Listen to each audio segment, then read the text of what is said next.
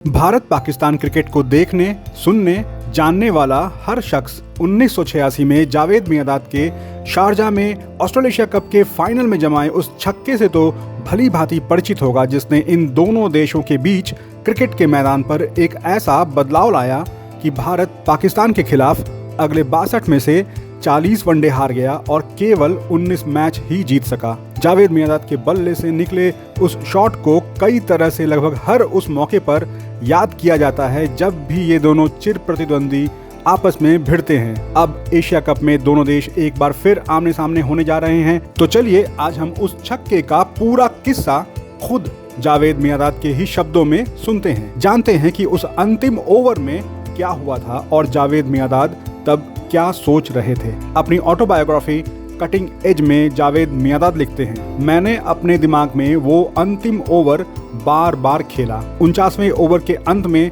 Score 7 wicket पर 235 run था। जीत के लिए 6 गेंदों पर 11 रन चाहिए थे। चेतन शर्मा गेंद डाल रहे थे, दूसरे छोर पर वसीम अकरम मेरे साथ थे। मेरी योजना थी कि 2 बाउंड्री जमाऊंगा, फिर सिंगल और डबल लेकर या 1-2 गेंद रहते जीत के साथ पवेलियन लौटूंगा। मैं इसके लिए निश्चित रूप से अंतिम गेंद तक तो नहीं ठहरना चाहता था। पहली गेंद पर हम 2 रन लेने में लगभग कामयाब ही हो गए थे कि दूसरे छोर पर अकरम रन आउट हो गए। हमने एक दूसरे को क्रॉस कर लिया था तो रन तो एक ही जुड़ा, पर मैं स्ट्राइक लेने में कामयाब रहा।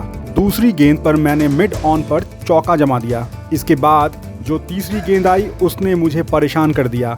लॉन्ग लेग बाउंड्री खुली हुई दिख रही थी तो मैंने अगली गेंद वहां मारने की योजना बनाई। जब गेंद मेरे बैट से लगी तो मुझे लगा कि ये पक्का बाउंड्री के पार जाएगी। वो गेंद शॉर्ट ऑफ लेंथ थी जो मेरे ऑफ स्टंप के पास गिरी थी। ये मेरे बल्ले पर बहुत अच्छे से आई थी, जिसे मैंने लॉन्ग लेग की ओर स्लॉग स्वीप कर दिया था। ये मेरा पहले से सोचा हुआ शॉट था, तो जैसे ही मैंने उस गेंद को मारा ये पक्का था कि वो चौका तो मिलेगा ही। लेकिन तेजी से बाउंड्री की ओर जाती उस गेंद की तरफ रोजर बिन्नी ने बैकवर्ड शॉट लेग से उतनी ही तेजी से खुद को उछाल दिया। डाइव लेते हुए ऐसी शानदार फील्डिंग की कि मैं यकीन ही नहीं कर सका। नतीजा, हम केवल 1 ही रन ले सके और सबसे बुरा तो ये हुआ कि 10वें नंबर के नए खिलाड़ी जुल्करनैन को अगली गेंद का सामना करना था। जुल्करनैन मेरी तरफ चलकर आए और पूछे, जावेद भाई मुझे क्या करना चाहिए? मैंने उनसे कहा, गेंद को जोर से मारो। मुझे लगा कि अगर वो कनेक्ट कर पाए और हमारा भाग्य अच्छा रहा तो हमें बाउंड्री मिल सकती है, और अगर वो लपके भी गए तो इसकी पूरी उम्मीद है कि हम एक दूसरे को क्रॉस करने में कामयाब हो जाएंगे और मुझे फिर से स्ट्राइक मिल जाएगी। तो मैंने उनसे कहा कि तुम्हें बड़ा शॉट खेलना ही होगा। उसने एक बड़ा शॉट लगाने की कोशिश भी की, लेकिन चूक गए और 0 पर बोल्ड हो गए। स्कोर 241 रन पर 9 विकेट हो गया। यहाँ मैंने खुद से कहा कि मैच अब मुश्किल हालात में आ गया है। अंतिम बल्लेबाज आने वाला है, 2 ही गेंद बची हैं। हमें जीत के लिए अभी 5 रन और बनाने हैं और मैं गलत छोर पर अटका हूँ।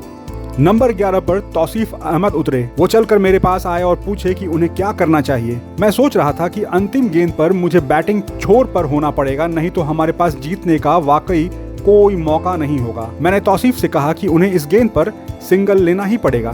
मैंने कहा कि गेंद को बस छू कर दौड़ जाना, निश्चित रूप से हमें कोई देख रहा होगा। अगली गेंद तौसीफ ने बल्ले से छू तो लिया, लेकिन वो टीम इंडिया के इतिहास के एक सबसे नायाब फील्डर मोहम्मद अजहरुद्दीन के हाथों में जा पहुंची। पॉइंट से उन्होंने झटके से गेंद उठाई और नॉन स्ट्राइकर एंड पर दे मारा, जो स्टंप्स को छूने से जरा सी रह गई। तब तौसीफ विकेट से 1 गज दूर थे, यानी अगर अजहर की वो थ्रो स्टंप्स पर लगती तो तौसीफ निश्चित रूप से रन आउट हो जाते और भारत जीत जाता। पर आखिर में हुआ ये कि मुझे अंतिम गेंद पर स्ट्राइक मिल गई। अजहर का चूकना ऐसा था कि मानो पूरा पाकिस्तान इसके लिए दुआएं मांग रहा हो। फिर वो अंतिम गेंद आई।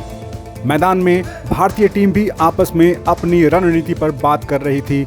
अब पूरा मैच उस गेंद पर टिका था कि क्या मैं उस अंतिम गेंद पर चौका जमा पाऊंगा या नहीं। मैं भी अपने दिमाग में प्लान बना रहा था। मुझे यकीन था कि चेतन शर्मा उस गेंद को मेरे पैर पर यॉर्कर डालने की कोशिश करेंगे, लिहाजा मैंने बैटिंग क्रीज से आगे निकलकर खड़े होने का फैसला किया। मेरा प्लान था कि पीछे की ओर झुककर अपने लिए रूम बनाऊंगा और जितनी जोर से हो सके गेंद को मारूंगा। मैं निश्चित रूप से स्लॉग करने वाला था।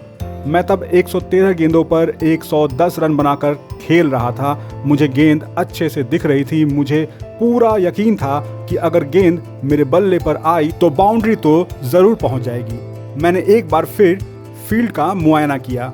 वैसे तो मुझे अच्छे से पता था कि कौन सा फील्डर कहाँ खड़ा है, फिर भी मैंने दोबारा इसे देखा और एक एक कर उनकी गिनती की। मैं कोई मौका नहीं देना चाहता था। मैंने पूरा समय लिया, अपने मन को शांत किया, स्टांस लिया और फिर प्रार्थना की। बेचारे चेतन शर्मा, लोग कहते हैं कि उन्होंने यॉर्कर डालने की कोशिश की लेकिन गेंद उनके हाथों से फिसल गई, या शायद सच्चाई ये थी कि मैं ही अपनी बैटिंग क्रीज से काफ़ी आगे खड़ा था।